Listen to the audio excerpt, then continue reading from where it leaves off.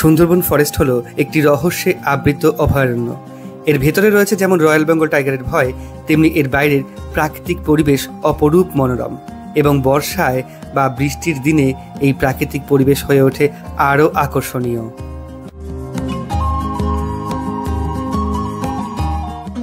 তো কাকিমা মধু নিয়ে চলে এসছে, আর এখানে হচ্ছে মধুর পুরো বালতি নাকি? আচ্ছা আচ্ছা, এটা কি খলসে ফুলের মধু? এটাই কি সেই বিখ্যাত খলসে ফুলের মধু? এরকম কালার। ভরা বর্ষায় সুন্দরবনের এই রূপ উপভোগ করতে আমি পৌঁছে গিয়েছিলাম সুন্দরবনের শেষ গ্রামে, যেই গ্রামের পাশেই নদী এবং ওপাশেই বাংলাদেশের সুন্দরবন।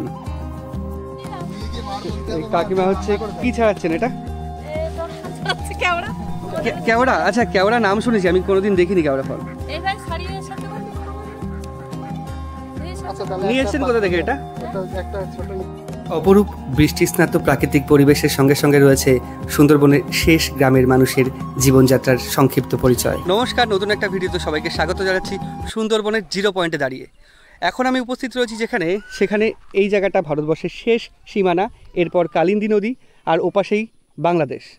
কালিন্দী আর রায়মঙ্গল একটু আগেই সামনে গিয়ে মিশেছে, এবং ওই পাশে রয়েছে 5টা নদীর মুখ। দুটো নদী, কালিন্দী, রায়মঙ্গল, দুটোর অর্ধেক ভারতবর্ষে, অর্ধেক বাংলাদেশে। বাদবাকি যে 3টে নদী রয়েছে সেই 3টে পুরোপুরি বাংলাদেশের মধ্যে।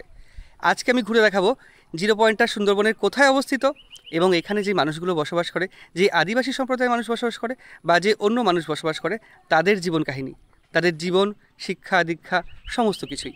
তো খুব সুন্দর হবে ভিডিওটা, স্কিপ না করে দেখতে থাকুন, আশা করি ভালো লাগবে। এবং প্রাকৃতিক সৌন্দর্য এখানে নজর কাড়া এবং মন কাড়া। রয়েছি 3টে নদীর মোহনার সামনে। 3টে নদীর মোহনা বলতে 3টে নদীর মিলনস্থলে, মোহনা ঠিক নয়। এদিকে যে নদীটা গেছে সেটা কি ইছামতিতে মিশেছে, ওইটা কালিন্দী, আর ডান দিকে গেছে গৌরেশ্বর। তো এখান থেকে সামনে এগোবো, আমরা ঘাট পার হয়ে যাব নদীর ওই দিকটায়।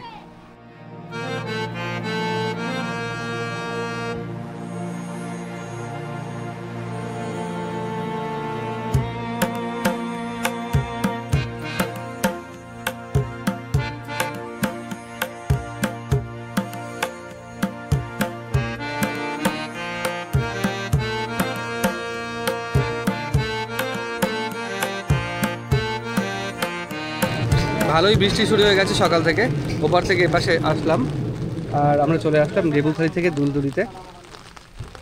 এইরকম বৃষ্টি হচ্ছে, মানে মোটামুটি আজকে সারাদিন এই ছাতা নিয়েই কাটবে, এবং বৃষ্টি ভালোই হবে আজকে।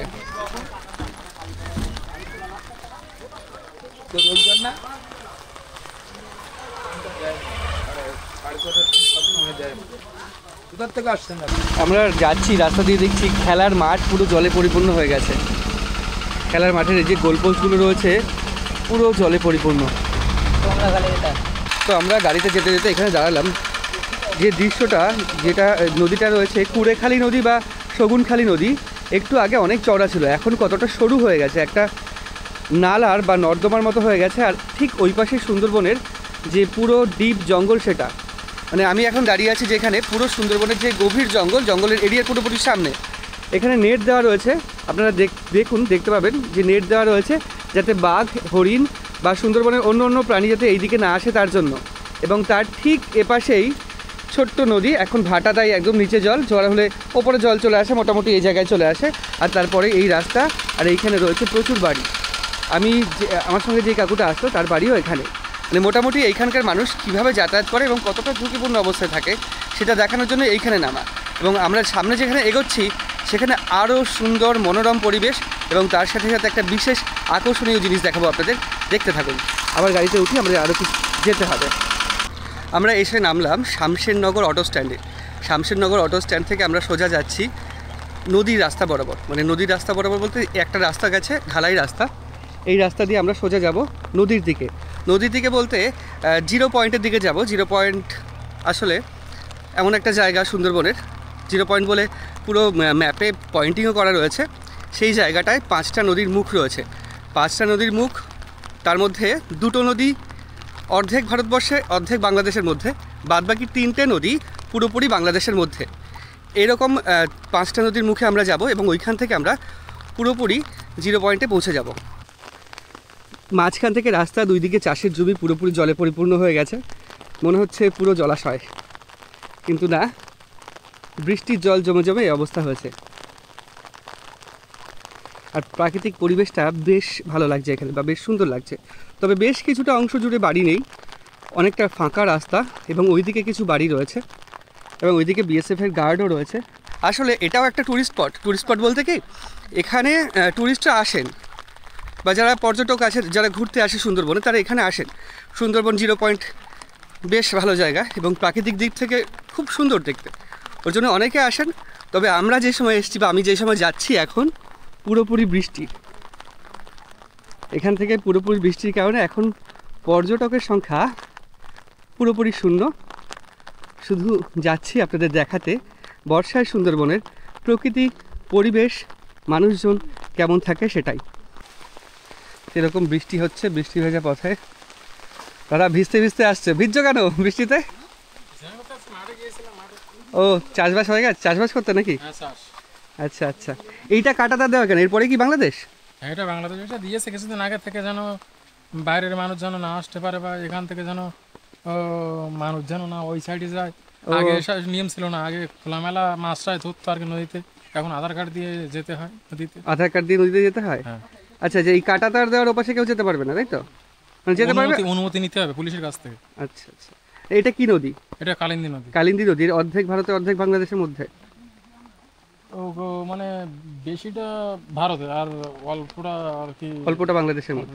আচ্ছা, 5 নদীর মুখ যেটা আছে সেটা বাংলাদেশের মধ্যে পড়ে? হ্যাঁ। ওটা যশোর জেলার মধ্যে নাকি? যশোর না, এটা অন্য নদী আর কি, আমি জানি না, আমি ইন্ডিয়ার মানুষ। না, আমি বলছি ভারতের এপাশে যে সুন্দরবন, ও পাশেও বাংলাদেশের সুন্দরবন, তাই তো? ঠিক আছে, সুন্দরবন বেশি বাংলাদেশে। বেশি বাংলাদেশে, হ্যাঁ। যাও, ঠিক আছে, আমরা সামনের দিকে এগিয়ে যাই। তো আমরা হাঁটতে হাঁটতে পুরোপুরি কাঁটাতারের এই জায়গাটায় চলে এসেছি। এর বাঁদিকে মাটির রাস্তা, এখনও এই রাস্তাটা হয়নি, ওর জন্য এই রাস্তায় যাওয়াটা স্কিপ করা যাচ্ছি না। আর ডান দিকে এরকম কাঁটাতার দেওয়া রয়েছে। এই কাঁটাতারের ওপাশে যাওয়া যাবে না, আগে যাওয়া যেত। কাঁটাতারটা নতুন দেওয়া হয়েছে, যেটা দেখে মনে হচ্ছে জং খুব একটা পড়েনি। নতুন দেওয়া হয়েছে পুরোপুরি এই রাস্তা বরাবর, এর ওপাশে যাওয়া যাবে না, কারণ এর পাশেই নদী। এখন ভাটা বলে এই অংশটায় জল আসেনি, জোয়ার হলে এই অংশটায় কিন্তু জল চলে আসে। আর জল চলে আসলে এখানে মাছও ধরেন, কাঁকড়াও ধরেন। তবে ওই দাদা যেটা বললেন যে আধার কার্ড বা যে কোনো একটা আইডি প্রুফ দিয়ে তারপর এখানে নামতে হয় মাছ ধরতে। আগে যেটা ছিল না, এখন সেটা হয়েছে, এই নিয়মটা নতুন হয়েছে। আর এইরকম ঢালাই রাস্তা করে দিয়েছে। ঢালাই রাস্তার ডান দিকে কিছু বাড়ি রয়েছে, আর বাঁ দিকে কাঁটাতার আর নদী, কালিন্দী নদী। আর এখানকার পরিবেশ বেশ সুন্দর এবং মনোরম পরিবেশ, দেখতে খুব সুন্দর লাগছে। আর বৃষ্টি স্নাত অবস্থায় সুন্দরবনের এই পরিবেশ বেশ ভালো লাগছে দেখতে। আপনারাও জানাবেন আপনাদের কেমন লাগছে এই সুন্দর পরিবেশ দেখতে, কমেন্ট করে অবশ্যই জানাবেন। যেটা একটু আগে বলছিলাম, আমাদের জুতো পরে হাঁটতে সমস্যা হচ্ছে, আর এই দাদু খালি পায়ে হেঁটে যাচ্ছে। দাদু খালি পায়ে পিছল কাটছে না? কাটছে? ও, বর্ষা হলেই মনে হয় রাস্তা পিছল হয়ে যায় এরকম নাকি? কোথায় গেছিলেন, কোথায়? ও রাস্তা নতে গেলাম, মানে ওই হাটখোলা। হাটখোলা বাজার করতে নাকি? না, এমনি ঘুরতে গেলাম। ঘুরতে?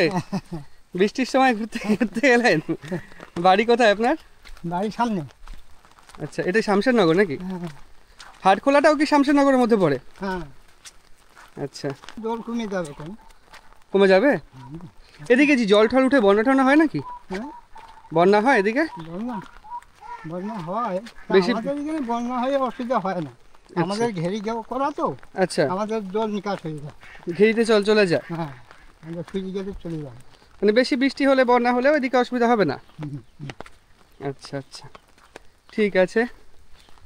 আর এদিকে আমাদের ভয় হচ্ছে নদী বা রাস্তা। রাস্তা ভেঙে যাবে তাই? আমাদের আকাশ বন্যা কিছু করতে পারে না। ও আচ্ছা আচ্ছা, এই যে রাস্তা ভেঙে গেলে নদীর জলে বন্যায় জল ঢুকে যাবে, ওটা বন্যা, তাই তো? হ্যাঁ, এই যে ক্ষতি না দল। আর এই কাকা হচ্ছে কোথায় মাছ ধরতে যাচ্ছেন নাকি কাকা? গেলাম, বাড়ি চলে যাচ্ছে, মাছ পাইনি। মাছ হয়নি আজকে? হয়নি? একটাও হয়নি? একটা চিংড়ি মাছ হয়েছে। কই দেখি। মাছ করছে দিয়ে রয়েছে। ওই দেখো, ওই ও আচ্ছা, এ তো সামান্য মাছ হয়েছে। না, মাছ মাছ হচ্ছে না। বৃষ্টিতে মাছ বেশি হয় না? হ্যাঁ, হয়, মাছ তো এই হয় কিন্তু এখন এই তিথি তো মরা তিথি পড়ে গেছে তো ওই জন্য মাছ হয়। মরা তিথি বলতে? ধরুন আজকে নটাকা। এরকম নবমী দশমী চলছে মানে আবার কালকের থেকে হয়তো মাছ কি পরের দিন থেকে দেখা দেবে। ও মাছ আচ্ছা, হতে হতে তিথি বসে তিথি অনুযায়ী মাছ হয় নাকি? মাছ হয়, হ্যাঁ তিথি অনুযায়ী মাছ হয়। কোন তিথিগুলোতে বেশি মাছ হয়? বেশি তো আপনার অষ্টমী সপ্তমী অষ্টমী এরকম সময় মাছ হয়, আবার তোমার একাদশী দ্বাদশী ত্রয়োদশী চতুর্দশীও মাছ হয়। মানে শুক্লপক্ষ কৃষ্ণপক্ষ দুটো তিথিতেই মাছ হয়? তিথিতেই মাছ হয়। আবার ওই মরা তিথির মধ্যে দুই একদিনে আবার মাছ হলে মানে অমাবস্যা পূর্ণিমার সময় মাছ কমে যায় নাকি? মাছ কমে যায়, তখন একটু জোয়ার ভাটা বা জোয়ারের টানটা একটু জোর হয়, তখন একটু মাছ কমে আচ্ছা, যায়। মাছ কমে যায়।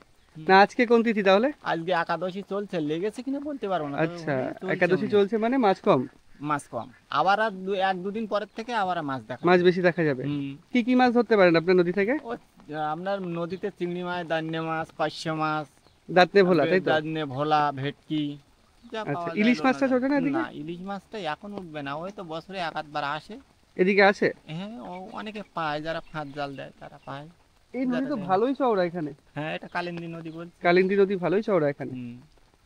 এই নদীতেও নামতে গেলে আপনাদের আই কার্ড টাই কার্ড দিতে হয়? এই তো দিয়ে নেমেছিলাম, এই নদীতে আছে। ও আধার আচ্ছা কার্ড। আচ্ছা, আধার কার্ড দিয়ে তারপরে নেমেছিলেন? হুম, আধার কার্ড দিয়ে নেমেছিলাম। আবার উঠে আসার সময় আপনাকে ফেরত দিয়ে দিল? হ্যাঁ, যিনি আছে তাকে বললাম যে স্যার আমি কাগজ নিয়ে চলে যাচ্ছি, ঠিক আছে নিয়ে চলে যাও। কোথায় রয়েছেন উনি? একদম ওই পয়েন্টের মাথায়, পয়েন্টের মাথায়, জিরো পয়েন্টের ওখানে জিরো নাকি? পয়েন্টের ওখানে আছে। আচ্ছা আচ্ছা আচ্ছা। আর আপনাদের বর্ষাকালে তো খুবই অসুবিধা তাহলে, অসুবিধা মানে আপনাদের ধরেন পুরোপুরি বন্ধ হয়ে যায় মাছ, চাষটা পুরোপুরি বন্ধ হয়ে যায়, চাষ বন্ধ হয়ে যেত পুরোপুরি। হুম, চাষ এই বর্ষার সময়টা যা চাষ হয়, আর তাছাড়া তো আর তো আমাদের এখানে কোনো চাষবাস হয় না, একবারই ফসল। একবারই ফসল, জল হলো তাহলে হলো, আর ফসলটাই হয়। এই মানে ফসল এই যে বর্ষা এখন হচ্ছে হ্যাঁ। এরপরে যেই ফসলটা বুনবেন সেটা হবে? না, না না, এই ফসলটাই হবে। এই ফসলটাই এই যে হবে বর্ষা খালি- হচ্ছে, হুম হুম। এটা ফসল মানে এটা কি বলে, মানে বর্ষার ফসল বলে। আচ্ছা, আর ধান তাই তো? হ্যাঁ, আর এরপর যে গরম ধান যে চাষটা হয় হ্যাঁ। সেটা সেটা আমাদের হয় এখানে হয়। কেন? জল নেই, জল না নেই তো। জল। ও জলের আচ্ছা, জল সমস্যা। সেচ করতে পারেন না, হ্যাঁ। বৃষ্টির জল হচ্ছে জন্য চাষটা হয়। হ্যাঁ, হ্যাঁ। চাষটা হয়। ও আচ্ছা আচ্ছা, বৃষ্টির জল হচ্ছে জন্য চাষটা হয়, হুম। আর বৃষ্টির জল কমে গেলে চাষ হবে না। চাষ না। হয়। তা আপনাদের এখানে অনেকে ভাগ চাষ দেয় না জমি, যে আমি ছোট রাক্ষসখালিতে গিয়ে শুনছিলাম ওরা এরকম করে যে বছরে দুবার ধান হয়, একবার ধান মালিক না, একবার ধান। না না, না, সেরকম না। আমাদের সেরকম এখানে না। তো বর্ষার একটাই ফসল, তো এবার যাদের জমি অনেকটা আছে তারা হয়তো দেখা গেল যে অন্য যারা করতে চায় তাদের 3,000 টাকা করে হাড়িতে দিয়ে দেয়। হাড়ি মানে? হাড়ি মানে একবার ফসল নেবেন, নিয়ে তারপর উঠে যেতে হবে। ও আচ্ছা আচ্ছা, একবার ফসল নিয়ে উঠে গেলে হাড়ি বলে। হ্যাঁ, ওটা আপনার ওই প্রতি বছর বছর এরকম নতুন করে হবে নাকি? হ্যাঁ, প্রতি বছর বছর নতুন করে হবে, আর তারপরে ফসল নেওয়ার পরে মালিকের জমি মালিকের ফেরত দেবে। আচ্ছা আচ্ছা, ফসল বোনা, ফসলের বীজ, তারপরে টোটাল সার সব যে নেবে তার খরচা? তার খরচা 3,000 টাকা খালি মালিকের দিতে হবে। আচ্ছা আচ্ছা, এরকম কোনো সিস্টেম নেই যে অর্ধেক মালিক নেবে অর্ধেক এরকম নেই? না, সেটা তো আপনার ওই হাফ 3,000 টাকা কি? চাষি বলছে সেটা 3,000 টাকা কি 1 বিঘে জমিতে? 1 বিঘা জমি, তো 10 বিঘে জমি থাকলে 30,000 টাকা। 30,000 টাকা। আচ্ছা আচ্ছা, এরকম ব্যাপার হুম, এইদিকে। আর বছরে একটা সময় চাষ হয়। একবারই মাছ কেউ ধরছে না ওদিকে আর? না, মাছ দুজন ধরতে গেলাম, তা মাছ পাইনি বলে একজন চলে এসছে, এই আমার বিশেদা ও, চলে এসছে, আর আমি এই চলে এসছি, মাছ পাই মাছ পাননি? না। তারপরে কি হবে মাছ পাননি? না, পাইনি, বাড়ি গিয়ে পুকুর থেকে মেরে নেবো ওখানে। পুকুরে কি কি মাছ হয়? ও পোনা মাছ, রুই মাছ, কাতলা মাছ। মানে যদি মাছ ধরতে পারতেন এটাই আজকে রান্না করে খাওয়া না, হতো। এমনি নদীর পাশাপাশি যাদের বাড়ি পুকুরের মাছ তেমন বেশি লাগে না, আচ্ছা। নদীর থেকেই মাছ হয়ে যায়। কাঁকড়া ধরা যায় না এদিকে? হ্যাঁ, কাঁকড়াও ধরা যায়। গন না আসলে হবে না। আর এখন তো ও। পাশ তো গন- ছাড়ছে না, এখনো ছাড়েনি, নাই এমনি আপনার ওই ছোট ছোট এই যে ডিঙি আছে, এগুলো এইসব দিয়ে গেলে ডিঙি ভিতরে- একটাও দেখে পাবেন না, সব চলে যাবে। সব পাশ চলে ছাড়ছে না কেন? ছাড়বে যে একটা এই মাছটা কি মাছ আছে, মানে এই আর যাবে। জুলাই 8-9 দিন পরেই ছেড়ে দেবে। 8-9 দিন পরে ছেড়ে দেবে। আচ্ছা আচ্ছা, বিএসএফ এর গার্ড এগুলো তাই তো? হ্যাঁ, এগুলো ওর জন্য ছাড়ছে না। মানে এটা- এটা পুরো বর্ডার তো, হ্যাঁ হ্যাঁ এই জন্য। আন্দোলন হচ্ছে, বলছে যে বর্ডার থেকে বাংলাদেশের লোক পার হচ্ছে, হ্যাঁ। আমার বর্ডার দিয়ে কোনো নৌকা যেতে দেব না, ভিতর দিয়ে যেতে হবে। এখন আচ্ছা। তাই নিয়ে কি আন্দোলন আন্দোলন- মানে চলছে কারা কিনা? বলছে যে বর্ডার থেকে পাস হচ্ছে? BSF রা বলছে। ওইসব বলতে। এটাও সত্যি। আন্দোলন কারা করছে? আন্দোলন ধরো আমরাই করছি, আমরাই যে করছি, আমাদের ধরো- যেতে দিতে হবে, ধরো আমরা আপনি গরিব মানুষ ধরুন কি করে খাবো। এই যে ওদের নৌকাটা এখানে আছে, হ্যাঁ এবার আমরা যদি এইখান থেকে যদি না যেতে পারি তাহলে আমরা কোন পথ দিয়ে যাবো? আমরা কোন পথ আচ্ছা। দিয়ে যাবো? কোন পথ দিয়ে এবার যাবো? ওই নিয়ে আমাদের তো হচ্ছে। পথ তো এইটাই। আচ্ছা আচ্ছা এখন আচ্ছা। ওরা তো সরকারি ডিপার্টমেন্টে কাজ করছে, ওরা তো আমাদের সাধারণ মানুষের কথা তো কি অত শুনবে, হয়তো না শুনলেও না শুনতে পারে। এবার ফরেস্ট তো এখন সম্পূর্ণ আপনার 70% এখন ফরেস্টারের উপরে, ফরেস্টার বিএসএফ এর উপরে দিয়েছে। কারণ ওই বিএসএফ যেটা করবে সেইটাই ফরেস্ট ডিপার্টমেন্ট করবে, আচ্ছা, ফরেস্ট ডিপার্টমেন্ট পুরোপুরি বিএসএফ যা বলবে সেটাই শুনবে এখন, সেটাই শুনতে হবে। যেহেতু একটা নিরাপত্তার বিষয় রয়েছে। হ্যাঁ, এবার আমরা যে এই সাধারণ মানুষ, আমরা যে এই বর্ডারে বাস করছি, আমরা হয়তো যখন আমাদের ভিতর দিয়ে যেতে বলবে তখন অধিকাংশ মানুষ যেতে পারবে না। আচ্ছা, তাদের কি আর করে এই চলবে? নদীর মধ্যে না নামলে তো মাছও পাবেন না ভালো, না, পুকুরের মাছ, এদিকে তো নদী নেই আর কোনো। মাছ এবার বলো, দেখা যাচ্ছে কাঁকড়া যারা দু বলো, নম্বরই করছে আপনি- করছে আপনি তারা ধরো ভালো এখানে আছে, দাঁড়িয়ে কিন্তু আছেন। সাধারণ মানুষ আমাদের দায়বদ্ধ। পজিশনটা ধরে আমাদের বাড়িটা ধরে এইটা আমার বাড়ি, হ্যাঁ, এবার ওনার বাড়িটাও একটু ওই সাইডে, কারণ আমাদের পথ হচ্ছে এইটাই। আচ্ছা, এবার আমরা যদি এখান থেকে যদি না যাই তাহলে আমরা কোন কোন পথ দিয়ে যাবো?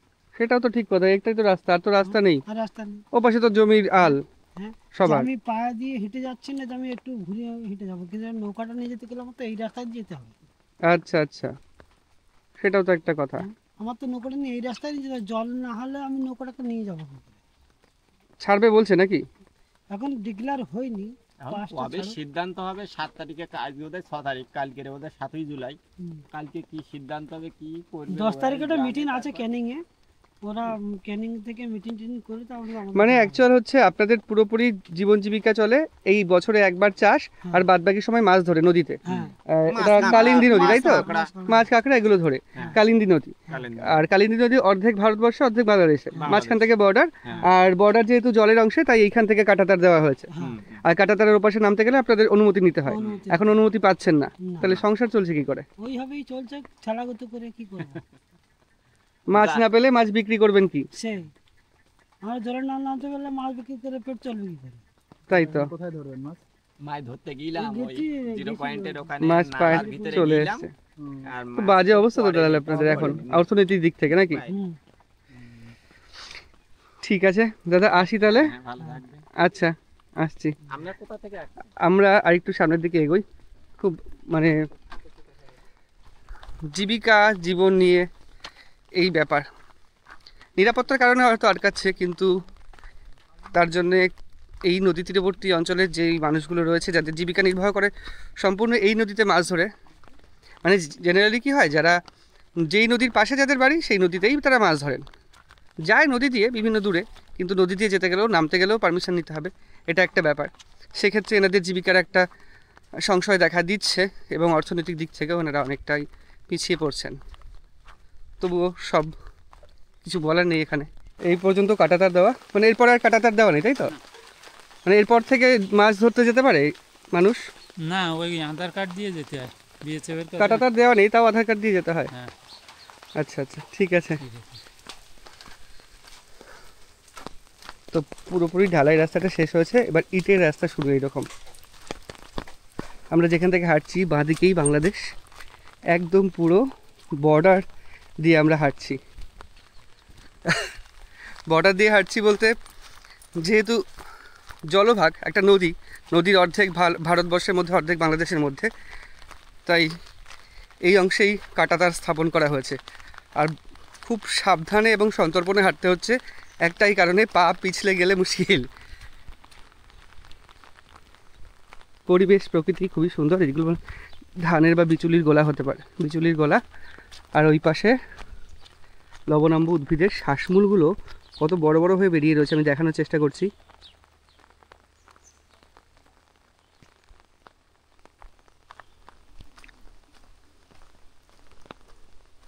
তো এইরকম পিছল পথের মধ্যে দিয়েই আমরা এগিয়ে চলেছি। আর এখান থেকে বাঁ দিকে কোনো বাড়ি পড়বে না, এখান থেকে পড়বে আবার ডান দিকে বাড়ি, এইরকম বাড়ি। এবং প্রত্যেকটা বাড়িতে, এই বাড়িটা যেমন নতুন, এই বাড়ির ভাঙা অংশগুলো দেওয়া হয়েছে, উঁচুর থেকে নিচু। এই রাস্তা মানে এখন ব্যবহার করা হয়, আর বাদবাকি পায়হাটা রাস্তা এইরকম একটা সমান ইট, একটা এমনি খাড়া করে ইট দেওয়া রয়েছে। আর এইরকম কিছুটা গেলে তারপর বাড়ি পড়বে। সুন্দরবন অঞ্চলের বাড়িগুলো এইরকমই, উঁচু রাস্তা এবং রাস্তা থেকে নিচু বাড়ি, ওর জন্য বাড়ির সামনে বেশি জল জমে রয়েছে। ডান দিকে খুব সুন্দর বাড়ি, বাড়ির সামনে পুরোপুরি জল জমে গেছে।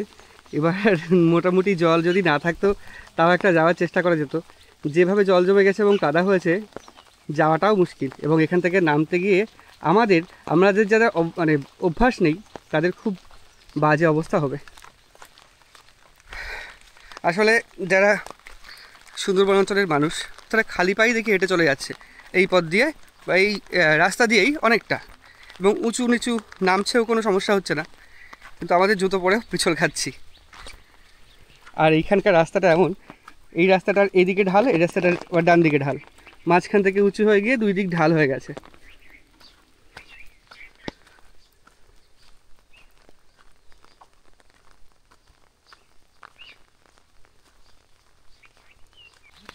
তো এই পাশে একটা নৌকা তৈরি হচ্ছে, নতুন নৌকা, এখান থেকে নামা যাবে? ধরে নেমে, আচ্ছা ঠিক আছে। এই রকম পথ, মোটামুটি ভালোই পিছল, ইটও তো পিছল হয়ে গেছে।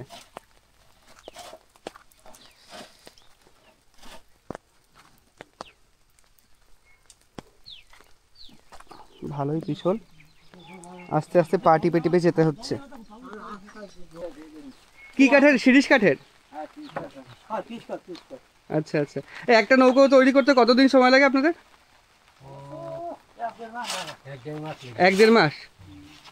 আর দাম কিরকম হবে এটা? 30,000 টাকা। আচ্ছা আচ্ছা, মানে মিস্ত্রি খরচ? মিস্ত্রি খরচই 30,000? বাবারে, মিস্ত্রি খরচই 30,000 টাকা? বাপরে বাপ। আচ্ছা আচ্ছা। মোটামুটি কবে নামাবে এটা নদীতে? ভাদ্র মাসে। আচ্ছা, তোমার মজুরি বলে 30,000 টাকা, তাই তো? 1.5 মাস ধরে এই 4 জন মিলে করছো? 2 জন মিলে আর 2 জন সহকারী? 2 জন মিস্ত্রি আর 2 জন সহকারী, 30,000 টাকা শুধু মজুরি। আর কাঠ দিয়ে মজুরি দিয়ে মোটামুটি 1 লাখ টাকার উপরে হবে। 1 লাখ টাকা একটা নৌকোর দাম। আর এটা তো মনে হয় বৈঠা টানা নৌকো, তাই তো? মাছ ধরতে যাবে? মাছ ধরতে যাবে একটা নৌকো, সেই নৌকোর দামই 1 লাখ টাকা। কতদিন চলবে এই নৌকোটা? 7-8 বছর পর আবার রিপেয়ারে কীরকম খরচা হয়? কাকা হচ্ছে ওখানে কাজ করছে কিছু রেতা দিয়ে, যাই হোক, মানে মোটামুটি একটা টোটোর দামের মতো একটা নৌকো, তাই তো? টোটোটা 1,10,20,000 দাম নৌকো। আর মোটামুটি এখানে যদি ইঞ্জিন লাগায় আবার দাম বেড়ে যাবে। একটা এইটুকুনি নৌকোর দামই 1 লাখ টাকার উপরে, ভাবা যায়? আমরা মনে করি নৌকো ঠিক আছে কম দাম, কিন্তু না, নৌকোরও বেশ ভালোই দাম রয়েছে। আর আমার অবস্থা খুবই খারাপ হয়ে গেছে, পুরো জামা প্যান্টে কাদা লেগে গেছিলো, ধুলাম। আর সুন্দরবনে একটা জিনিস কি, এখানে কল নেই, এখানে এই জলাশয়, এই ছোট্ট একটা পুকুর, এখানে এদিকে একটা পুকুর, এদিকে একটা পুকুর। ওই পুকুরের যে জল, সেই জল দিয়ে ধুতে হলো, কারণ সবাই পুকুরের জল দিয়ে ধোয় এখানে। আর একটা সুন্দরবনের কথা বলে রাখি, জামা কাপড় ধোয়া, বাসন ধোয়া সমস্তই পুকুরের জল। তা আমাকে ওই প্যান্ট জামা, হাত মুখ ধুতে হলো পুকুরের জলে, কিচ্ছু করার নেই। তো এখান থেকে আবার বেরোবো, বেরিয়ে আমরা ওপরে যাব। বেশ ভালো একটা আচার খেয়েছি ওই জায়গাটাতে। সুন্দরবনে এতবার আসি, এই প্রথম আচার খেলাম সুন্দরবনে এসে। যাই হোক, বর্ষার সময় আপনারা যারা সুন্দরবনে আসবেন, আমার ব্লগার বন্ধুরা আছেন, তারা অবশ্যই সুন্দরবনে আসার সময় ভালো বিটের জুতো পরে আসবেন বর্ষাকালে, না হলে কিন্তু অসুবিধা হতে পারে। এইরকম একটা পিছল পথ দিয়ে আমাদের আবার উপরে উঠে যেতে হবে। তো ওপরে উঠলাম, ওপরে উঠে এখন জোয়ার আসছে। মোটামুটি আমরা আরেকটু সামনে গেলেই যেই অংশটা এখানে রয়েছে ফাঁকা, শ্বাসমূল দেখা যাচ্ছে যে অংশটায়, এই শ্বাসমূল দেখা আর যাবে না, পুরোপুরি জলে ভর্তি হয়ে যাবে এই অংশটা। আর একটা জলের যে স্রোত হয় না জোয়ার আসার সময়, সেই স্রোতের একটা আওয়াজ শোনা যাচ্ছে, বেশ গর্জন কিন্তু এটা।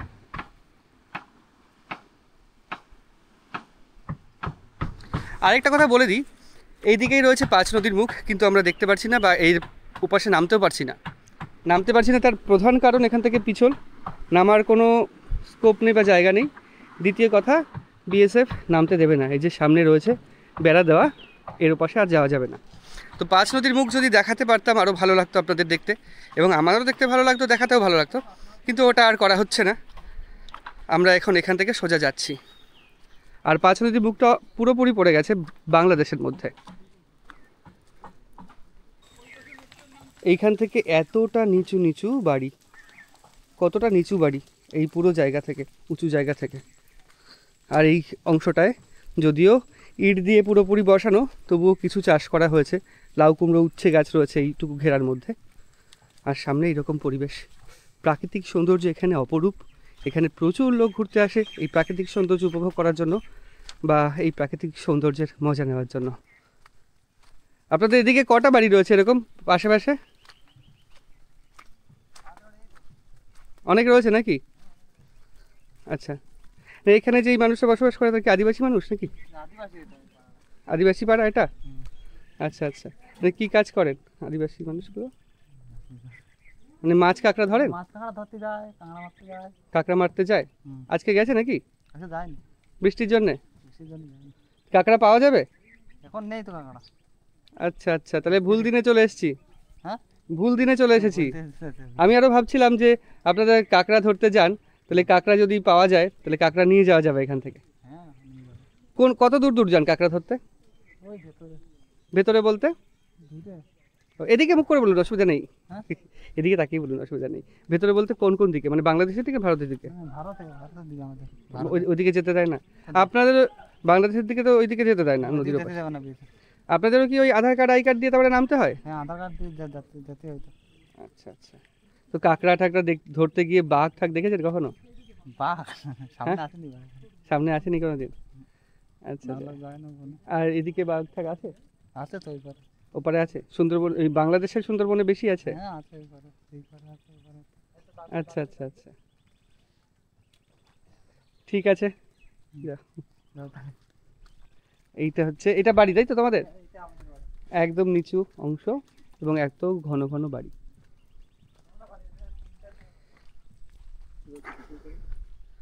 একটা জিনিস দেখতে বেশ অন্যরকম লাগলো, যেগুলো এমনি বাড়ি রয়েছে সামনে অনেক ফাঁকা জায়গা রয়েছে, কিন্তু আদিবাসী সম্প্রদায়ের মানুষগুলো যেখানে বসবাস সেখানে বাড়ির মাঝে, দুটো বাড়ির মাঝে স্পেস খুব কম, উপরে খড়ের চাল দেওয়া এরকম বাড়ি। তো এইখানে যেই মানুষগুলো রয়েছে তারা কিন্তু বেশিরভাগই আদিবাসী সম্প্রদায়ের মানুষ। আমি বাড়িতে এখন নামা যাচ্ছে না, একটাই নামতে গিয়ে যা আছাড় খাওয়া হয়েছে বা পিছল খেয়ে পড়ে গিয়ে বাজে অবস্থা। আমি এখন যে অঞ্চল দিয়ে হেঁটে যাচ্ছি এটা হচ্ছে সুন্দরবনের অ্যাকচুয়াল 0 পয়েন্ট। ম্যাপে যদি আপনারা 0 পয়েন্টটিকে সার্চ করেন বা ম্যাপে যদি দেখেন, এই জায়গাটাই অ্যাকচুয়াল 0 পয়েন্ট হিসেবে লেখা আছে। আর এখানে প্রকৃতি অসাধারণ সুন্দর, আসলে আপনার মন প্রাণ চোখ সমস্ত কিছু জুড়িয়ে যাবে। দারুণ সুন্দর দৃশ্য। আর সামনে কিছু আদিবাসী সম্প্রদায়ের বাচ্চারা বা মানুষেরা ওরা আসছে, ওরা হয়তো স্নান টান করতে গেছিলো বা জল আনতে গেছিলো কলসিতে করে, এটা হতে পারে।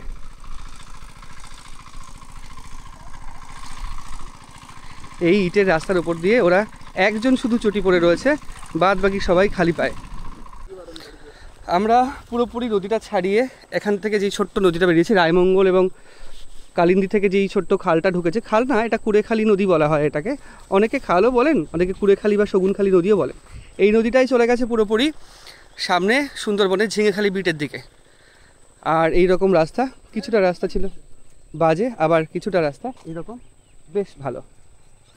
মাথায় করে কাঠ নিয়ে কোথায় যাচ্ছেন? বাড়ি যাচ্ছি। ও, কাঠ কি জঙ্গলের কাঠ নাকি? হ্যাঁ, জ্বালানি নেই তো কি করব।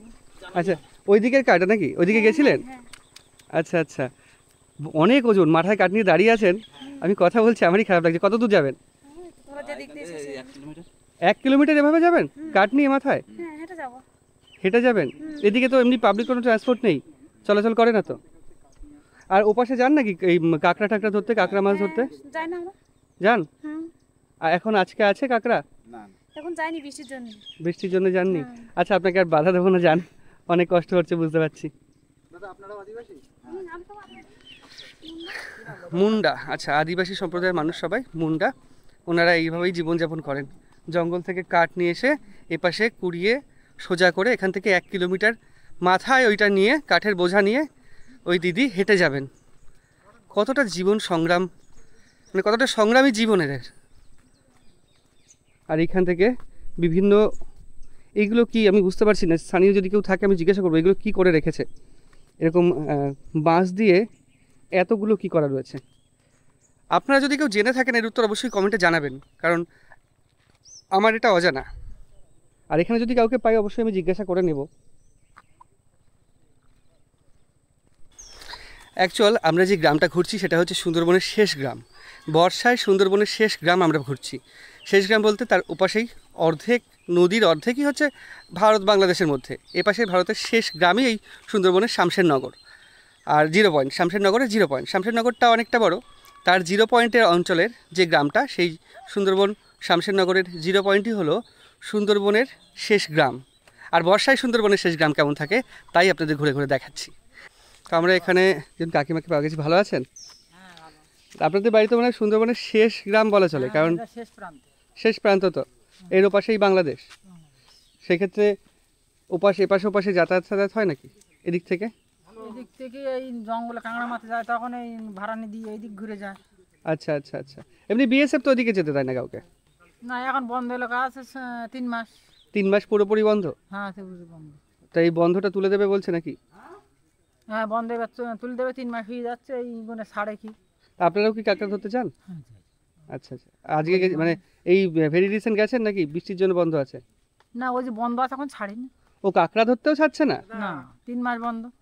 ও আচ্ছা আচ্ছা। তার মানে 3 মাস কাঁকড়াও ধরতে পারছেন না, এদিকে চাষবাসের ওই অবস্থা, তাহলে কিভাবে সংসার কিভাবে চলছে? ওটাই বাবা, কে বলবে বলো, সরকার কাউকে কতটা কি দেবে? আপনাদের তো মূল জীবিকাই মাছ কাঁকড়া ধরা। মাছ কাঁকড়া, এই জঙ্গলে। আর সুন্দরবনের একদম শেষ গ্রামই এটা, শামশেরনগরের 0 প্লটের 0 পয়েন্টের এটা। এর পাশেই বাংলাদেশ। এই সুরক্ষার কারণে এটা বন্ধ করে রেখেছে। কিন্তু যদি নদীতে জন্মাং নদীতে এটা হোক, মানে বাচ্চা টাচ্চা ফোটা, সবই ঠিক আছে, কিন্তু ব্যাপার হচ্ছে আপনারা যদি ধরতে না পারেন বিক্রি করবেন কি, অর্থ উপার্জন হবে কি, সেটাও একটা ব্যাপার। মধু পান নাকি সুন্দরবনের? হ্যাঁ, সুন্দরবনের মধু। আচ্ছা আচ্ছা। তো মধুর দাম কিরকম থাকে, খাঁটি মধুর দাম? খাঁটি জঙ্গলের মধ্যে 350 আছে, এখন আছে খাঁটি মধু আছে এখন? আমি বলছি আমার এখান থেকে বারাসাত, কলকাতা, দিল্লি মানে লোক আছে আমার এখানেই চেষ্টা করে আসে, তাই তো মধু নিতে। এই বারাসাত থেকে আমার দেওয়ার এসে 4টে অফিসার এসেছিল। হ্যাঁ, 30 কিলো মধু নিয়ে 30 কিলো রিজার্ভ করে চলে এসেছি এখানে। রিজার্ভ করে এখানে চলে এসেছে মধু নিতে? হ্যাঁ। আপনার বাড়িতেও এখন আছে মধু, খাঁটি মধু, তাই তো? 500 মতো দিতে পারবেন কোনো পাত্রে? হ্যাঁ, 500 কেন, 5 কেজি দিতে পারবো। না না, 5 কেজি না, 500 নেব, অল্প নেব। 5 কেজি পাত্র দিতে পারবো। ঠিক আছে, আপনি গরুটা বাঁধেন, তারপরে যাই মধুটা নিয়ে আসি। তো এখানে এসছি যখন, মধু নেওয়ার ইচ্ছে প্রচুর দিনে ছিল, আর মানে অনেক দিনে ছিল ইচ্ছে নেওয়ার। আর এইখানে যখন চলে এসেছি একদম খাঁটি মধুর সন্ধানে, এই কাকিমা খাঁটি মধু ওপাশে যান এবং আনেন। তাই খাঁটি মধু নিয়ে দেখি কেমন এখানে। হ্যাঁ, জীবিকা নির্বাহ কঠিন কাজ হয়ে যাচ্ছে, তো তার একটাই কারণ, যদি আপনাদের নাই ঢুকতে দেয়, মধুও তো তাহলে নিতে পারছেন না। এই যে এইভাবে যদি যায়, মানে মোটামুটি ধরেন যেভাবে বলছেন সেভাবে যদি যায়, তাহলে যদি কিছু হয়, মানে কোনো ক্ষতি হয়, তাহলে তো বিএসএফ কোনো দায়িত্ব নেবে না? না, বিএসএফ ফরেস্টার কোনো দায়িত্ব নেই। ফরেস্টারের কোনো দায়িত্ব দেবে না? ক্ষতিপূরণ দেবে? না বাবা, ক্ষতিপূরণও দেবে না? ক্ষতিপূরণ দিতে তোমার বিএলসি যারা পাঠিল তাদের ক্ষতিপূরণ দেয়, আমাদের দেয়। জীবন চলে গেল এই নির্বাহ করার জন্য। আচ্ছা আচ্ছা। আপনাদের বাড়ি আপনি যান আর কে যায়? আমার স্বামী আর আমার দুজনেই। ও, ছেলে আর ছেলে বাড়ি যায়, টুকটাক কাজ করে। বাইরে কাজ করে? আসলে ইয়ং জেনারেশন বাইরেই কাজ করতে চলে যাচ্ছে, কারণ যা ঝুঁকি এখানে। তো আমরা যাই দেখি খাঁটি মধু আনুক আগে কাকিমা। আর এটা হচ্ছে কাকিমার বাড়ি। বৃষ্টির জন্য কি এই প্লাস্টিকটা দিয়ে রেখেছে? আচ্ছা, আপনাদের বৃষ্টির সময় খাবার জলের ব্যবস্থা কি হয়?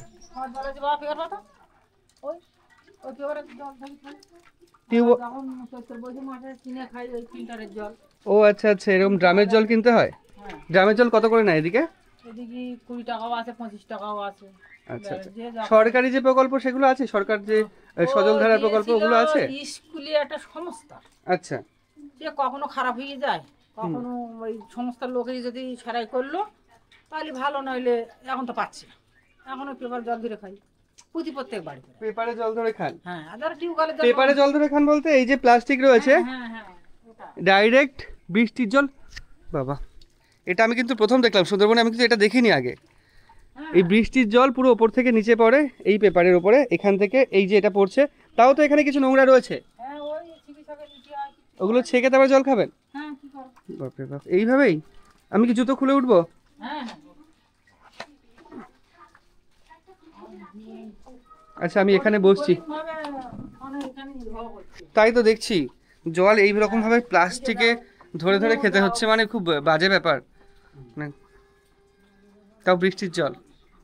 আর বৃষ্টি কমে গেলে জল আনেন নাকি? বৃষ্টি কমে গেলে তখন ওরা যারা বিক্রি করে তাদের অর্ডার দিয়ে দিয়ে ম্যাডাম দিয়ে যায়।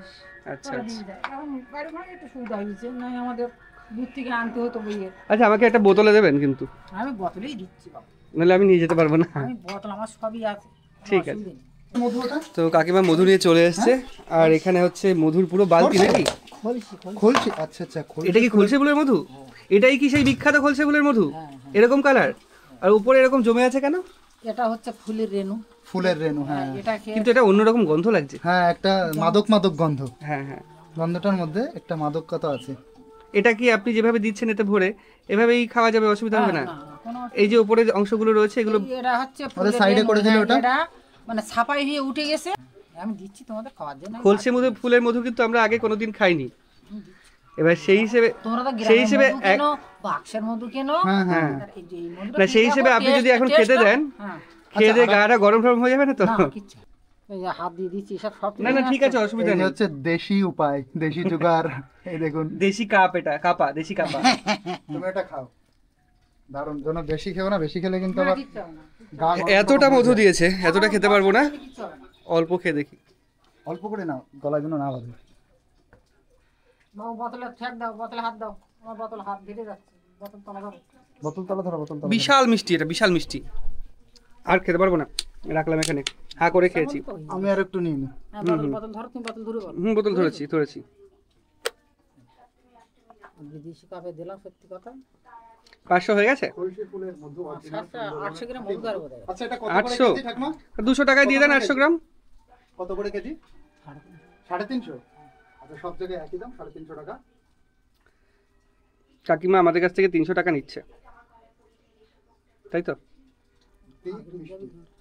এবং এর স্বাদের মধ্যে আচ্ছা আচ্ছা, গন্ধ আছে, এটা ঘুরে যাচ্ছে নাকি ওইটুকুর জন্য? একটা মাদক মাদক গন্ধ। ঠিক মাদকও না, মানে হয়তো এই দেখতে পাওয়া নাই তাই বলতে উঠবে, বুঝলি? পুরুলিয়া একটা ফুল হয় প্রচুর পরিমাণে, ফুলটার নাম আমার মনে আসছে না। মহুয়া ফুল। মহুয়া ফুল, হ্যাঁ। সেই মহুয়া ফুলের মাদক যেমন মহুয়া ফুল তো খায় তো। সেরকম। মহুয়া ফুল খায় তো, মহুয়া ফুলের মাদক। মানে আমাদের আমরা এখানে যখন ওইদিকে ছিল, গেছিলাম নেই তখন এখন, ওই গন্ধটা হেভি প্রচুর লাগে পাচ্ছি। ফুলটা। সেই জন্য আমার সেই গন্ধটার সাথে মিল পাচ্ছি।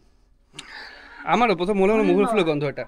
তোমরা যে 200-250 টাকার জন্য হুম। তোমাদের সঙ্গে আমি বয়স্ক লোক হ্যাঁ। খাইলু করি করবো। না না, আমি আমি বহুদিন থেকে ব্যবসা করি। ভালো জিনিস নিন বস। এই যে মধু নেওয়া হলো, এইটুকু মধু পুরো সুন্দরবনে এসে সুন্দরবনের খাঁটি মধু নেওয়া হলো, এবং এটা কাকিমার দাম বেশি হয় কিন্তু 200 টাকায় দিচ্ছেন, তাই তো? যদি কেউ এখানে এসে সুন্দরবনে খাঁটি মধু নিতে চায় কাকিমা, এই পুরোপুরি এখানে এসে আপনার নাম বা আপনার বাড়ির ঠিকানা কি বলতে হবে? মানে আমার স্বামীর নাম হচ্ছে রঞ্জিত বাউলিয়া। রঞ্জিত রঞ্জিত বাউলিয়া। বাউলিয়া, আচ্ছা। আর কলের পাশে বলতে পোপার কলের পাশে, একদম কলের পাশের বাড়ি, তাই তো? কলের পাশে আচ্ছা, মানে যদি এই খাঁটি মধু নিতে হয় বলতে হবে রঞ্জিত বাউলিয়া। বাউলিয়া, কলের পাশের বাড়ি, আসলে পেয়ে যাবে। এবং কত দূর দূর থেকে আপনার কাছে মধু নিতে আসে লোকে? আমার কলকাতা, বারাসাত, দিল্লির লোকও আসে। এখানে এসে আপনার কাছ থেকে হ্যাঁ, মধু নিয়ে হ্যাঁ, যায়? বলছি না, আমার দেবর রিজার্ভ গাড়ি করে 3 জন অফিসার এসেছে, 30 কিলো মধু নিয়ে বেরিয়ে গেছে। 30 কেজি? হ্যাঁ, আমার এখানে খাওয়া দাওয়া করেছে, 3-4 খান তরকারি করেছি ভাগে ভাগে, মাছ মাংস এটা ওটা দিয়ে, সবজি ফবজি দিয়ে ওরা মানে রিজার্ভ গাড়িতে বাহ, 3টের দিকে ওরা বেরিয়ে গেছে। মানে ভালো, বেশ বিখ্যাত এখানকার মধু, নাহলে এত দূর দূরান্ত থেকে লোক আসে না। যাই হোক, মধু নেওয়া হলো, এখন মধুর মূল্যটা মিটিয়ে দিয়ে আমরা এবার বেরিয়ে যাব। মধু কেনা হয়ে গেছে এখান থেকে, আমরা এখন এখান থেকে বেরিয়ে আবার সামনের দিকে এগোবো। এবং কাকিমা আসছি, কাকিমা খাওয়ার কথা বলছিলেন অনেক করে, কিন্তু আমাদের যেতে হবে অনেকটা দূর, ওর জন্যে খাওয়াটা এখন হচ্ছে না। আমরা কি বাঁদিকে যাব? আচ্ছা, তো আমরা এই রাস্তা দিয়ে আবার শামশেরনগর বাজারের অটো স্ট্যান্ডের দিকে যাব। তো কাকিমার ঘরে একটা বালতিতে 25 কেজি মধু ধরে, এরকম 4-5টা বড় বড় বালতি বোঝাই করা। ওই কাকু মধু পাড়তে যান, আরও অনেকে মিলে যান। পুরো সুন্দরবনের খাঁটি মধু এরকম ভরা রয়েছে। মানে যারা সুন্দরবনে মধু পাড়তে যান তাদের প্রায় প্রত্যেকের কাছে এরকম মধুর স্টোর থাকে আর কি। তো আমাদের এই পথ দিয়েই কিছুটা যেতে হবে সামনে। নিয়ে গিয়ে মার বলতে এই হবে, কাকিমা মা, হচ্ছে রান্না করে দাও। কি ছাড়াচ্ছেন এটা? এ টক ফল হচ্ছে কেওড়া। কেওড়া? আচ্ছা, কেওড়া নাম শুনেছি, আমি কোনোদিন দেখিনি কেওড়া ফল। এইভাবে ছাড়িয়ে সেদ্ধ করলে খাওয়া যাবে। ধুয়ে সেদ্ধ আচ্ছা তাহলে নিয়ে একটা এসছেন কোথা থেকে এটা? একটা ছোট ইয়ে দেন। আমাদের ব্যাগ দিচ্ছি, ব্যাগ আছে। বলছি নিয়ে এসছেন কোথা থেকে এগুলো? এই তো জঙ্গল থেকে। জঙ্গল থেকে? কেওড়া গাছ থেকে? হ্যাঁ। এই সময় কি কেওড়া গাছ হয়? ও তো কেওড়া ফল হয় নাকি? হ্যাঁ, এবারে এই রাস্তায় উঠলে তোমরা দেখতে পাবে। আচ্ছা আচ্ছা আচ্ছা, এগুলো কি করবেন? ওগুলো বিক্রি করে। বিক্রি করবেন? ও, বিক্রির মোটামুটি জন্য। কেজি কত হিসেবে কত করে বিক্রি করেন? এখন 20 টাকা যাচ্ছে বর্তমানে। 20 টাকা কেজি? কি করে এগুলো নিয়ে? আমাদের এখানে ওদিকে 40 টাকা, কিন্তু আমাদের এখানে না এগুলো নিয়ে কি করে? চাটনি খায় নাকি? হ্যাঁ, চাটনি। এগুলো কাঁচা কাঁচা ফল তো? কাঁচা ফল। আর পাকবে কবে? পাকবে আর এক মাস খানি পরে তখন পাকবে আর পড়ে যাবে, এখন একটু ধরে এমনি পড়ে যাবে? পড়ে যাবে। তখন কি মাখা টাকা খায় নাকি? আর পাকলে কি এর থেকে বড় হয়ে যায় না এরকম থাকে? না না, এইরকম। এইরকমই থাকে? না একটু বড় হয়। আর বড় হয়। আর এখন খেলে কি টক বোঝা যাবে? হ্যাঁ এখন খাওয়া যাবে? হ্যাঁ। তেঁতুলের থেকে বেশি টক না কম টক? আচ্ছা দেখি আমি মানে আমি যখন একটা বেশি খেয়ে হবে, দেখি। এই আচ্ছা, মাসের কটা দিন গেলি তেঁতুলির মতন টক হয়ে যাবে। তেঁতুলের মতো টক হয়ে যাবে। আচ্ছা এটা এটা যে আচার টাচার করে না? কি করে খাওয়া যাবে এটা? ছাড়াতে হবে? মানে বেশি আচ্ছা খেয়ে দেখো টক কেমন। বেশি দাবিয়ে কামড় দেবে না। এটা কি ফেলবো? হ্যাঁ, ফেল দাও। আমি ওইদিকে ছাড়াচ্ছি না, এটা ব্যাগ বের করে দেন, ধুয়ে দেই, ঘুরে ঘুরে যাবে বলতে। না না থাক থাক থাক। ভালো টক। কষ আছে কিন্তু এটা। যখন এই ওই শাড়ি এই মুকুটটা শাড়ি এটা দেওয়া, কষ সেগুলো আছে এখন। গুলে খাবে, গুলে খাবে, তখনই হাত থেকে ভাত দিয়ে খালেও খাওয়া যাবে। এই মাছ দিয়ে টক টকটা- রান্না করে খাওয়া যাবে। এই টকটার টেক্সচার কিন্তু আলাদা। এর ডালি দিলেও খাওয়া যাবে। ডালে দিলে খাওয়া যাবে? ডালির সুন্দর সঙ্গে যে টক। গুলে যখন দেওয়া হবে না, হুম। Heavy taste. আচ্ছা আচ্ছা আচ্ছা, এগুলো ধুয়ে বিক্রি করবেন বাজারে তাই তো? তার কোন মানে- বাজারে? প্রচুর বাজার। কাটাখালি আচ্ছা, তার মানে- হাসনাবাদ বাজার। আপনাদের এদিকে বাজার বসে না? কত হাট বসে না? সবাই না তার মানে এটাকে প্রথম সিদ্ধ করতে হবে, সিদ্ধ করে তারপরে ভেতরের বীজটা বের করতে হবে। আমি একটা আর নিচ্ছি। উপরে হ্যাঁ, যেটা আছে এইটাকেই এটা হচ্ছে কেওড়া ফল, গুলিয়ে তারপরে- একটা নিয়ে যাচ্ছি। হ্যাঁ ও বেশি সময় গরম জল করা যাবে না, তাহলে গোলের মতন যায়। একটা কেওড়া ফল নিয়ে যাচ্ছি বাড়িতে, জাস্ট স্মৃতি হিসেবে, দেখি কেমন হয়। তো আমরা একটু সামনের দিকে এগোই। আচ্ছা আমি আবার চলে আসলাম একটা কথা শুনে। এখানে কাকিমা বিক্রি করছেন এটা 20 টাকা কেজি তাই তো? 20 টাকা কেজি। আর বাঁকড়া, বাঁকড়া এখান থেকে বেশি দূর না, এখান থেকে দুলদুলি নদীটা পার হলেই ওপাশে হচ্ছে লেবুখালি থেকে বাঁকড়া। বাঁকড়ায় কত কেজি বললেন? ওদিকে 60 টাকা 70 টাকা 80 টাকা ঠিক নেই। তাই এখানে কত কেজি হবে? কোনে এখানে? হ্যাঁ আমার এখানে 20 টাকা এই সবগুলো হ্যাঁ, কত কেজি হবে? 5 কেজি না হচ্ছে 5 কেজি। 5 কেজি। তাহলে মোটামুটি 5 কেজি যদি 100 টাকা দিয়ে কেনা যায়, বাঁকড়ায় গিয়ে তো বিক্রি করে দিতে পারবো। 300 টাকা বিক্রি। তা সুন্দরবনে এসে ব্লগ করার সাথে সাথে এই কেওড়ার বিজনেস করবো ভাবছি। করবে কিষাণু? তাহলে চলো একসাথে কিনে 100 টাকায় কিনে নিয়ে গিয়ে 300 টাকায় বিক্রি। কিন্তু ওখানে বসতে দেবে আমাদের? এটাই তো মুশকিল। বসতে দেবো কেন, আমরা একসাথে নিয়ে চলে আসবো। এটা হচ্ছে কেওড়া বেশ ভালো। কাপড়ের না না না তো কাকিমা আপনাদের এই মধু শিকার করতে যায় কে? মধু সংগ্রহ করতে যায় কে? আমাদের বাড়িতে কেউ যায় না। তাহলে মধু আসতো কোথা দিয়ে আপনার এখানে? ও লোক যায় তো হচ্ছে একদিন গেল এখানে, তাই নিয়েছি। আচ্ছা আচ্ছা, মানে এই মানে খুব কম যায়। কেওড়া ফল, মধু আর মাছ কাঁকড়া ধরতে যান হ্যাঁ, বেশি এই দিকের মানুষ? মাছ কাঁকড়াই তো ধরে আমরা বসে রয়েছি, যেটা সত্যি কথা। আর তো ওই এই জায়গা নেই। কয়েকদিন তো যেতে পারেননি নিশ্চয়? হ্যাঁ, এই 3 মাস যেতে পারিনি, এইবার তো যাবো। 3 মাস কি কাজ করেছেন তাহলে? 3 মাস বাড়ি এই টুকটাক হচ্ছে গিয়ে একটু হাতের কাজ জানি, সেলের কাজ করি, তাই চলেছে। এইবার যাবো। আর যারা ছেলেরা কাজ করে না, শুধুমাত্র এর উপর নির্ভরশীল, তাদের? মাটির কাজ করবে তারা। মাটির কাজ করবে তারা। মাটির কাজ বলতে? 100 দিনই কাজ আছে, কারো মানে কারো বাড়ির জন খাটে, আচ্ছা আচ্ছা আচ্ছা। লেবারগিরি করে এইরকম। তো এইরকম অসুবিধা হচ্ছে এই কদিন তাই তো? মানে এই 3 মাস। 3টে মাস একটু অসুবিধা হয়, তারপর এই কবে খুলে দেবে আবার? এই এই তো এই এবারতে খুলে গেছে। আমি তো শুনছিলাম না অনেকে কেউ আন্দোলনও করছে। হ্যাঁ, খুলতে দেবে না, এই গুণে তো দেবে আর। হ্যাঁ ফরেস্ট কিছু করতে পারবে। আচ্ছা আচ্ছা। সব হচ্ছে বিএসএফ এর উপরে দায়ভার, কারণ এই যে পাকিস্তানের সঙ্গে ভারতের যুদ্ধ বেঁধেছিল, এই যুদ্ধের জন্য তো আমাদের ভারতের বহু মানুষ বিনিময় নাই, তো ওরা পাকিস্তানের মানুষ মেরে দেয়। এই কারণে হচ্ছে তো এই সমস্যাগুলো বেঁধে গেছে। যদি জঙ্গি বাহিনী ঢোকে জঙ্গল দিয়ে, হ্যাঁ বাংলাদেশ দিয়ে, ওর জন্য যেতে দিচ্ছে না। যোগেশগঞ্জে ভারতের যে শেষ গ্রাম, এই শেষ গ্রামে, সুন্দরবনের শেষ গ্রামে যোগেশগঞ্জে এইটা কালীতলা বহুমুখী ঘূর্ণিঝড় আশ্রয় কেন্দ্র। ঘূর্ণিঝড় হলে এখানে আশ্রয় করে, মানে ঘূর্ণিঝড় হলে কি মানুষ এখানে থাকে? হ্যাঁ আচ্ছা, শেষ কোন ঘূর্ণিঝড় হয়েছে এখানে? আয়লার পরে হয়েছিল এটা? হ্যাঁ আয়লার আগে হয়েছিল। ও, শেষ কোন ঘূর্ণিঝড় হয়েছে এদিকে? শেষ শেষ ঘূর্ণিঝড় ওই আমপান। আমফান? আমফান তো তাও অনেকদিন আগে, এখানে ছিল নাকি লোকে?